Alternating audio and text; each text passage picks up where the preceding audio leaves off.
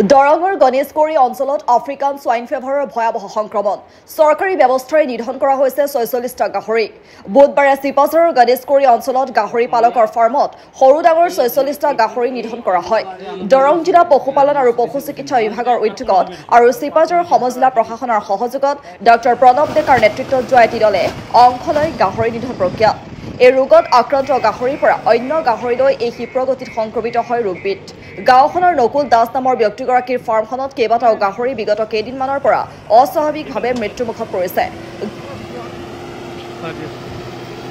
গাহৰিৰ অৰ্গেন পৰীক্ষা কৰাৰ অন্তত চিনাক্ত কৰা হয় আফ্ৰিকান সোয়াইন ফিভাৰ নামৰ ভয়াবহ ৰোগবিধ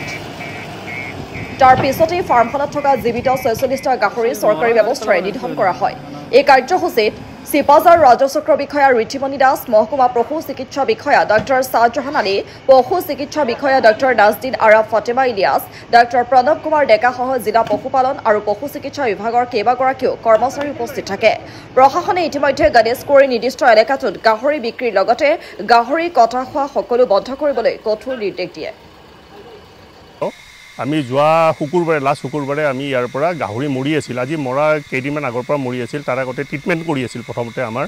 ট্ৰিটমেণ্ট কৰাৰ পিছত যেতিয়া গাহৰিখিনি ট্ৰিটমেণ্টত ৰেছপন্স কৰা নাই তাৰপিছত যেতিয়া গাহৰিখিনি ফাৰ্ষ্ট মৰা আৰম্ভ কৰিলে তাৰপাছত আমি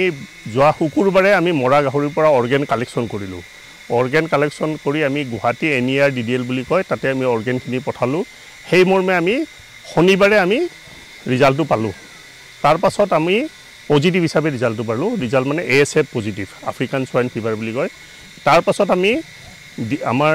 এডমিনিষ্ট্ৰেটিভৰ লগত আমি কথা পাতিলোঁ ডিচি ছাৰৰ লগত তাৰ পৰা আমাৰ এটা অৰ্ডাৰ হ'ব লাগে কালিং অৰ্ডাৰ বুলি কয়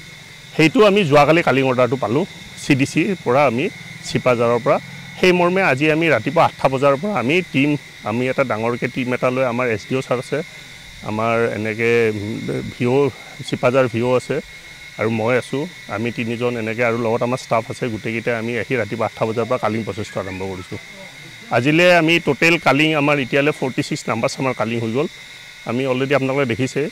আৰু সেইখিনি অলপ আগতে চাৰ্কুল অফিচাৰ মেমো আহিছিল সেই মৰ্মে আমাৰ কালিংখিনি হৈ গৈছে আৰু ঠিকে ঠিকে ইয়াৰ পিছত আমাৰ এটা কথা আছে ইয়াত কালিং এৰিয়াৰ পৰা যিটো আমাৰ এপিচেণ্টাৰ বুলি কয় যিজন মানুহৰ পজিটিভ ওলায় সেইটো এপিচেণ্টাৰ বুলি কয় তাৰ পৰা আমি 1 কিলোমিটাৰ ৰেঞ্জত চাৰিওফালে 1 কিলোমিটাৰ ৰেঞ্জত যিখিনি গাহৰি আছে ইনফেক্টেড জোন বুলি কয় ইনফেক্টেড জোনৰ গাহৰিখিনি আমি কালিং কৰিব লাগে ইয়াতে মানে 1 কিলোমিটাৰ জেগাত কোনো গাহৰি নাই সেই হিচাপে আমাৰ কোনো ইনফেক্টেড জোনৰ সেনেকুৱা নাই আৰু আমাৰ 10 কিলোমিটাৰ ভিতৰত সেইটো সাৰ্ভেলেন্স জোন বুলি কয় গাহৰি মাংস বিক্ৰী কৰা বা গাহৰি বিক্ৰী কৰা লাইভ গাহৰি সেনেকুৱা কিছুমান বেন আছে বাকি আমাৰ সেনেকুৱা কোনো আৰু ইয়াতে সেনেকুৱা ইস্যু নাই আৰু এটা অৰ্গেন গৈছে আমাৰ এইখিনি বৰবৰি বুলি কয় বৰবৰিৰ পৰা অৰ্গেন এটা পঠোৱা গৈছে ৰিজাল্ট এতিয়ালৈ হোৱা নাই ৰিজাল্টটো অহাৰ পিছতে আমি গম পাম কোনো ৰিপৰ্টিং কৰা নাই